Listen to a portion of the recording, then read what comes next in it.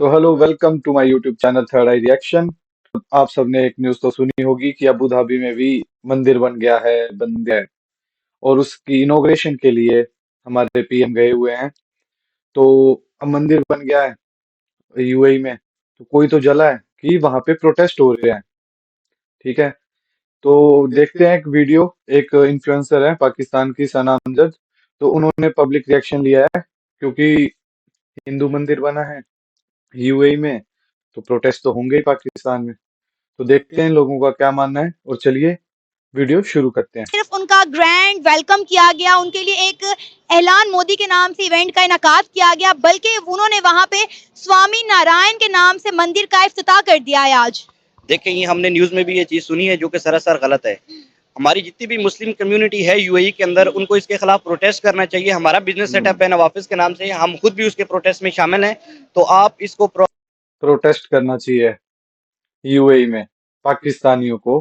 क्यों? क्योंकि उन्होंने अपने देश में अपनी मर्जी से मंदिर बना लिया। ये लॉजिक है इन लोगों के पास, और प्रोटेस्ट करेंगे ये सिर्फ बोल सकते हैं। लाहौरी चूर्ण करके तो देखे एक बार प्रोटेस्ट। शाम को इनके पासपोर्ट पे ना एक ठप्पा लगा दिया जाएगा डिपोर्ट का, और वापस भेजेंगे इनको नाव में। जहाज में भी नहीं भेजेंगे, किश्ती में बिठा के भेजेंगे इनको। भूखे मर जाएंगे ऊपर से वापस आके। प्रॉपर प्रोटेस्ट करें ताकि मुस्लिम कम्युनिटी की वहाँ पर आवाज़ बन सके और जो पाकिस्तानी हैं इनकी वैल्यूज़ क्रिएट हो सके। इस वक्त जो यूएई की गवर्नमेंट है, उन्होंने इवन क्या पाकिस्तानी वीज़ास पर भी देखें तो बैन लगा दिया है। अनस्किल्ड पर्सन को वहाँ पर वो नहीं अलाउ करते। क्यों करेंगे अलाउ अनस्किल्ड को? उधर जाके तुम क्राइम करते हो, उधर जाके तुम भीख मांगते हो, तुम क्यों अलाउ करेंगे? तो ये हमारे सफारतखानों को यहाँ पर, ये गवर्नमेंट लेवल पर भी इनको ये बात करनी चाहिए कि आप अगर चाहते हैं पाकिस्तान की वैल्यू बने, तो आपने मुसलमानों की वैल्यू पहले बनानी है। एक तो इनकी वैल्यू, तो ये भाई बोल रहा है कि यूएई वाले अगर चाहते हैं कि पाकिस्तान की वैल्यू बने, तो उससे पहले उनको इस्लाम को ही मतलब और प्रमोट करना चाहिए, तब जाके हम मानेंगे कि पाकिस्तान की वैल्यू बढ़ गई। लॉजिक है इस बात का कोई? कि इनको खुद को अपना कोई काम धंधा करके इज्जत नहीं बढ़ानी है, रिस्पेक्ट नहीं चाहिए इनको। इनको चाहिए कि दूसरी, ये पहले दूसरी कंट्री एक्सेप्ट करे कि पाकिस्तानियों की इज्जत है, उसके बाद उस प्रूफ दे कि हाँ भाई हम तुम्हारी इज्जत करते हैं। क्यों? उसका कोई लॉजिक नहीं है। अच्छा अब देखो, एक और है। अब तुम, एक इनका ना एक और भाई है जो ऐसी हरकतें करता है जिस यूएई में मंदिर बना। ठीक है, तो प्रोटेस्ट पाकिस्तान में हो रहे हैं कि यूएई में मंदिर क्यों बना। ऐसे एक और भी है इनका भाई जिसको इंडिया में कुछ चाहिए, लेकिन प्रोटेस्ट पाकिस्तान सॉरी कनाडा में करता है जाके। कि वैल्यूज आपकी तभी बनती है जब आपके मुल्क में डेवलपमेंट हो या आपका मुल्क कोई बहुत अच्छे काम करे। मंदिर बंद करने से, मंदिर गिराने से वैल्यूज नहीं बनती। देखें, आपकी वैल्यूज पता कब बनती हैं? जब जो एक कंट्री है, जो एक नेशन है, उसके लोगों में वैल्यूज हो। कंट्री से इंसानों की वैल्यू नहीं है, इंसानों से कंट्री की वैल्यू होती है। बात तो ठीक है। आपने मतलब मुझसे मंदिर के मुतल्लिक क्वेश्चन पूछा है, तो मैं मंदिर के मुतल्लिक आपको मैंने बताया कि बिल्कुल गलत है। इसके लिए मुस्लिम कम्युनिटी को वहाँ पर करना चाहिए, क्योंकि वहाँ पर आप देखें आज तक यूएई की हिस्ट्री में, पूरे यूएई में कोई मंदिर नहीं है। ये फर्स्ट टाइम हो रहा है। पाकिस्तान इसी भी नहीं तरह था उन्होंने पहले, हिस्ट्री में, फिर बन गया ना एक बार। तो अगर वही लॉजिक इन पे अप्लाई कर दे तो?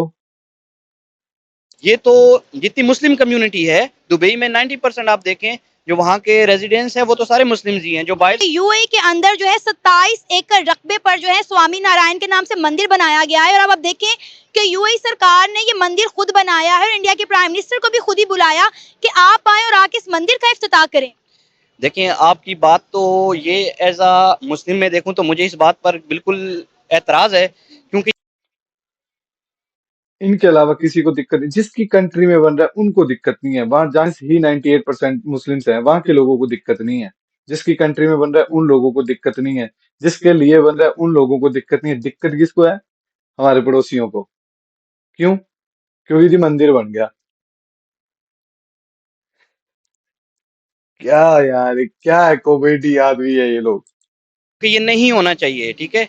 क्योंकि आप हिंदुओं का बिहेवियर देखें, जितना भी है नरेंद्र मोदी का या उसके वहां पर जितने भी गुजरात में उसकी स्टेट्स हैं, वो किस तरह मुसलमानों के साथ क्या उसका बिहेव है, ठीक है। तो ये देखो, बिहेवियर की बातें कर कौन रहा है? जिन्होंने अपने सारे अगल बगल के देशों में आतंकवाद फैलाने का काम किया है, वो बात करें बिहेवियर की। जिनकी माइनॉरिटी 21% से 1% पे आ गई, वो बात कर रहे हैं बिहेव की। ये कहाँ इतना एटीट्यूड आता कहाँ से है इन लोगों में? किस चीज का घमंड है इन लोगों को? मेरे को तो आज तक यही समझ नहीं आया। खाते क्या है ये लाहौरी चूर्ण के अलावा? ये वही चीज लेकर यूएई में भी जाएगा, वहां पर भी एंटी मुस्लिम इसकी सारी पॉलिसी होगी। जितना आप नरेंद्र मोदी को सर्च आउट करें, जितनी उसकी हिस्ट्री करें, वो सारी एंटी मुस्लिम्स है। तो इसके लिए मुस्लिम यही बात ना हम हमेशा हर पाकिस्तानी से सुनते आए हैं कि इंडिया के प्राइम मिनिस्टर जो हैं वो एंटी मुस्लिम है, उनकी हैं? सरकार एंटी मुस्लिम है। हैं? ऐसा भी है कुछ? बीजेपी एंटी मुस्लिम है? ट्रिपल तलाक मुस्लिम्स के लिए, हज यात्रा में इनको और ज्यादा फैसिलिटी प्रोवाइड करवा रहे हैं, और भी 2-3 कानून पास किए हैं इनके लिए। एंटी मुस्लिम है? ये किस सेंस में बोल देते हैं? मैं बोलता हूँ ना, पाकिस्तान के लोगों के पास सिर्फ लॉजिक की बात मत करो, फैक्ट्स और लॉजिक छोड़ के बात करनी पड़ती है इन लोगों के साथ। बीजेपी एंटी मुस्लिम है, लेकिन आप ये देखें कि तमाम इस्लामी ममालिक के साथ उनके ताल्लुकात बहुत अच्छे हैं। As a Pakistan, as a Muslim country, जो रिस्पेक्ट हमें और मैं आपको बोलूं, अगर आज इंडिया पाकिस्तान को एड देने की अनाउंस कर देना कि हम इनको इकोनॉमिक क्राइसिस से निकालने के लिए चलो 10 बिलियन दे देते हैं एड, गुन गाना शुरू कर देंगे ये लोग तभी के तभी कि नहीं जी ऐसा नहीं है, इंडिया तो बहुत अच्छा है, इंडिया ये है वो है, ऐसे है ये। मिलनी चाहिए, वो इंडिया को मिल रही है, इंडियंस को मिल रही है, हमें नहीं मिल रही। अब इंडिया के prime minister Narendra Modi Dubai पहुंचे हैं तो बुर्ज खलीफा पर उनकी तस्वीर चलाई जा रही है, इंडिया का झंडा चलाया जा रहा है, लेकिन 14 अगस्त पे हमारा झंडा यूएई नहीं चलाता, तो हमारे लिए कितनी इंसल्टिंग बात है ये। देखो, इंसल्टिंग तो इनके लिए बहुत है ये चीज। और ऐसा हुआ भी था अभी पिछले साल ही। अच्छा, इनके जख्म अभी तक शायद भरे नहीं है, अभी तक याद है इनको। इनके ना 14 अगस्त को, जैसे हमें पता है इनका इंडिपेंडेंस होता है और 15 अगस्त को हमारा होता है, तो हमारे वाले दिन तो बुर्ज खलीफा पे हमारे देश का फ्लैग लगा था, लेकिन इनके बाद नहीं लगा था। तो इन्होंने वहां पे भी जाके ना प्रोटेस्ट प्रोटेस्ट कर दिए थे, फिर इनको खुश करने के लिए आई थिंक लगा भी दिया था बाद में, अगले दिन की उसी शाम, नहीं नहीं अगले दिन लगाया था शायद, कि चलो खुश हो जाएं। ये बेचारे रोने बैठ गए थे ये बुर्ज खलीफा के बाद कि हमारे देश का झंडा नहीं लगाया। और पता नहीं क्यों इनको इज्जत चाहिए, करना इन्होंने कुछ नहीं है। लेकिन ये आपकी बात तो बिल्कुल ठीक है। लिहाजा ये हमारे मुल्क को अपने इन यूएई के साथ रिलेशन बिल्ड करने की जरूरत है कि वो अपने रिलेशन बिल्ड करेंगे, ताकि हमारे पाकिस्तानी कम्युनिटी की वहां पर कदर हो। फिलहाल जो सिनेरियो चल रहा है, क्योंकि मैं यूएई में बिजनेस कर रहा हूं, तो मुश्किल है मुझे इनकी पता है, कदर होना, आप किसी से भी पता कर लें जो हरकतें यूएई नहीं में है। बिजनेस कर रहा है या वहां पर है इस वक्त। बहुत मुश्किल है इनकी कदर होना, हरकतें वैसी है ना इनकी। उधर जाके बहुत पुट्ठे पुट्ठे काम करते हैं ये, उल्टे सीधे काम करेंगे तो कौन सा कंट्री इनकी इज्जत करेगा? और अब सिर्फ यूएई में नहीं है, वेस्टर्न कंट्रीज में भी आई थिंक, इंग्लैंड में, स्वीडन में, और अभी तो पुर्तगाल में भी आई थिंक, हाँ पुर्तगाल में प्रोटेस्ट हुआ है इनके खिलाफ कि पाकिस्तान के लोगों को बाहर निकालो।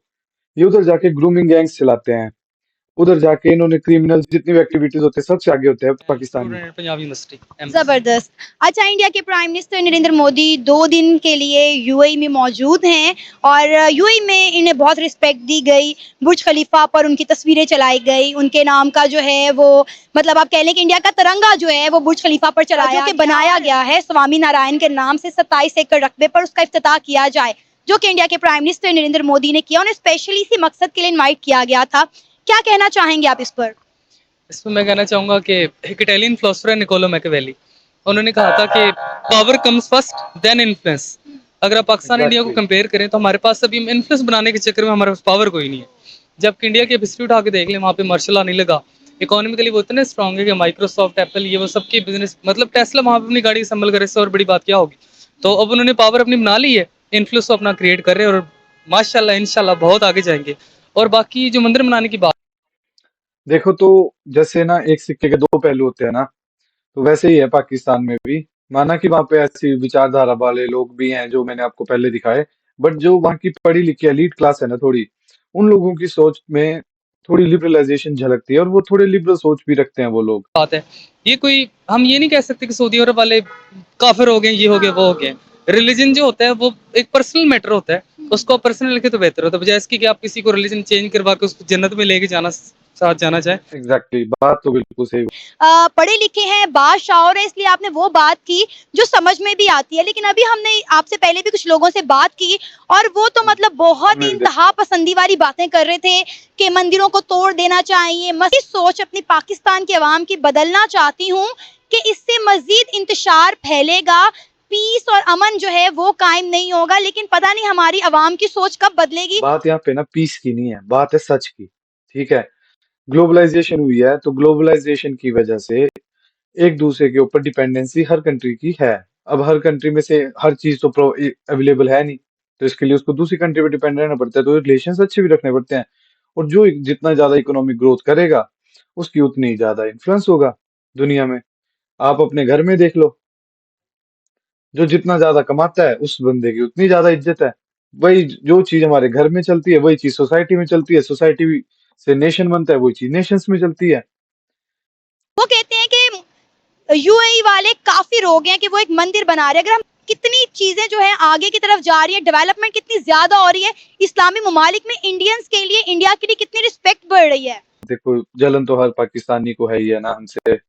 इंडिया से अलग भी तो हमसे हुए हैं, ऊपर से हम ज्यादा तरक्की कर गए हैं, तो जलन तो है इन लोगों को। ये सोच पाई जाती है, ये सोच वैसी नहीं पाई जाती। आप 1960 का पाकिस्तान उठा के देख लें, इंतहाई लिबरल था। और लिबरल का मतलब ये नहीं होता कि मैं यहाँ पे नंगा घूम रहा हूँ, उसका मतलब होता है कि वो अगले बंदे की व्यूज की रिस्पेक्ट करता है। उसके बाद फिर ज़िया-उल-हक साहब आ गए, तो देखो ये भाई एक बात तो सही बोल रहा है कि 1960 में लिबरलाइजेशन थी सॉरी पाकिस्तान में। लेकिन उसके बाद जब मार्शल लॉ आया उसके बाद धीरे धीरे प्रोपोगंडा और इनका ब्रेन वॉशिंग शुरू कर दी गई। अच्छा, ये शुरू हो गया। अब डिक्टेटरशिप ज्यादा देर तक नहीं चलती है किसी भी कंट्री में, और अमेरिका का भी इंटरेस्ट था पाकिस्तान में। तो अमेरिका अब पूरी दुनिया में जो कंट्री खुद एक डेमोक्रेसी का ढिंढोरा पीटती हो, जो चाहे जैसा मर्जी हो खुद, लेकिन दुनिया में तो ढिंढोरा यही सबसे आप पीटते हैं कि डेमोक्रेसी होनी चाहिए, डेमोक्रेसी होनी चाहिए। अब वो कंट्री एक ऐसी कंट्री को कैसे सहायता दे सकती थी जो कि खुद एक डिक्टेटरशिप के अंडर हो। एस्टेब्लिशमेंट ही वहां पे पीएम बनाती है, एस्टेब्लिशमेंट ही सब कुछ बिजनेस करती है, एस्टेब्लिशमेंट ही मतलब A to Z जितने भी एक नेशन में काम होते हैं वो सारा का सारा वहां पे एस्टेब्लिशमेंट देखती है। तो एक सूडो डेमोक्रेसी नाम की चीज है एक उनके पास, कि वो वोट तो डालते हैं लेकिन जीत कोई और जाता है। जो जो आर्मी और अमेरिका चाहता है वो जीत जाता है। तो ऐसा इनकी कंट्री में चलता है ये। तो इसकी सोच वैसी नहीं है ना। एजुकेशन से हमारी थॉट प्रोसेस जो है वो बहुत ज्यादा चेंज हो जाती है, और हम थोड़ा मॉडर्नाइज होके और लिबरल होके सोच सकते हैं। तो पढ़ाई का मतलब फायदा भी तभी है अगर हमें सोचने की समझ है और हम क्वेश्चन कर सकते हैं, बाकियों की तरह नहीं जो हमने पीछे वीडियो में देखा भी। और दूसरी सबसे बड़ी बात कि पाकिस्तान के लोगों को ना हर जगह पूरी दुनिया में ना उंगली करने की आदत है, कि कहीं पे कुछ हो गया प्रोटेस्ट कर दिया जी, फ्रांस में कुछ हो गया पाकिस्तान में प्रोटेस्ट, यूएई में कुछ हो गया पाकिस्तान में प्रोटेस्ट, हर चीज का प्रोटेस्ट बना देना, हर चीज को ये रिलीजन के साथ जोड़ देते हैं। यूएई एक अलग कंट्री है, अब वो अपने देश में जो मर्जी करे, बनाए ना बनाए, मस्जिद बनाए, मंदिर बनाए, कुछ भी करे, वो उनका अपना डिसीजन है। लेकिन इन लोगों को उधर जाके बोलना जरूर है उनको कि नहीं ये तुम गलत कर रहे हो, ये तुम गलत कर रहे हो। मक्का सऊदी में है, अब सऊदी इस्लामिक सेंटर है इस टाइम, ठीक है, इस्लाम का सेंटर है। उनकी कंट्री वो जो मर्जी करे, जो मर्जी डिसीजन ले अपनी कंट्री को आगे फॉरवर्ड मूव करने के लिए। इन लोगों को उससे भी दिक्कत है, इन लोगों को हर इंसान से दिक्कत है इस धरती पे जो रहता है। डिवीजन वाला फार्मूला अप्लाई किया गया, जो रिलीजियस रिलीजन को इतना ज़्यादा उसको एक्सट्रीमिस्ट फॉर्म दी गई कि ये शक्ल हमारे सामने आ गई कि या तो कैसे नहीं होता। रिलीजन 1500 मज़हब है, हर मज़हब को उतना ही अपने सच्चा होना यकीन है जितना बाकी सबको है, जितना हमें मुसलमान होने पे है। तो ये चीज़ इसमें पाकिस्तानी अवाम का कोई कसूर नहीं है बिल्कुल, क्योंकि अवाम की प्रॉपर्टी यही थी कि अवाम जाहिल होती है। जो उस पर इन्वेस्टमेंट करेंगे वो आपकी कभी ना कभी सामने आएगी। और हमने हिस्ट्री से तो कभी सीखा ही कुछ नहीं। फिर हमने नवाज शरीफ को जब वोट डिवाइड करना था तो हमने टीएलपी बना दी, और आज वो तीसरी बड़ी जमात बनी बैठी है जो कहते हैं मनसबा नबीन फक्तलू। तो जिन बातों पे आपने इन्वेस्टमेंट की है वही आपके सामने आ रही है, ऐसी कोई बात नहीं है। जबकि इंडिया में उनकी पॉलिटिक्स और रिलीजन वो कभी मिक्स नहीं रहे आपस में। कि ना कि इंडिया की तमाम इस्लामी ममालिक के साथ आप देख लें कि ट्रेड हो रही है, उनकी रिस्पेक्ट कितनी है इस्लामी ममालिक में, लेकिन जब पाकिस्तान की बात आती है तो हम कहते हैं कि इंडिया तो है ही भाई एंटी मुस्लिम, एंटी इस्लाम, वो तो काफिर हैं। और जब उनके साथ कोई इस्लामी ममालिक ट्रेड करता है, उनके साथ ताल्लुकात बेहतर करता है, तो हम कहते हैं भाई ये तो असली मुसलमान ही नहीं है, असली मुसलमान तो सिर्फ पाकिस्तान वाले हैं। जी ये पाकिस्तान, मैं बोलता हूँ ना, ये पाकिस्तान का सबसे बड़ा मिथ है। पाकिस्तान में दो सबसे बड़े मिथ है। एक तो ये कि इनके पास एटम बॉम्ब है, और दूसरा मिथ ये सबसे बड़ा है कि भाई सच्चे मुसलमान है, बाकी पूरी दुनिया मुसलमान सच्चे नहीं है। और सच्चा मुसलमान कौन है पता तुम्हें? जो इंडिया को गाली दे, इनके अकॉर्डिंग। यहाँ पे देख ले 100 में से 90 बंदे करप्ट ही होने हर मामले, चाहे मोरली फाइनेंशियल जैसे मर्जी उठा के देख ले। बाकी इन्होंने पता नहीं जन्नत में जाने की कौन सी की डिस्कवर कर ली है जो बाकी मुस्लिम वालों को अभी तक नहीं मिली। तो दोस्तों, इसी के साथ वीडियो का यहीं पे अंत करते हैं। अगर आपको मेरी वीडियो पसंद आई हो, शेयर करें, सब्सक्राइब करें, बेल आइकन दबाएं और लाइक भी कर दें। धन्यवाद।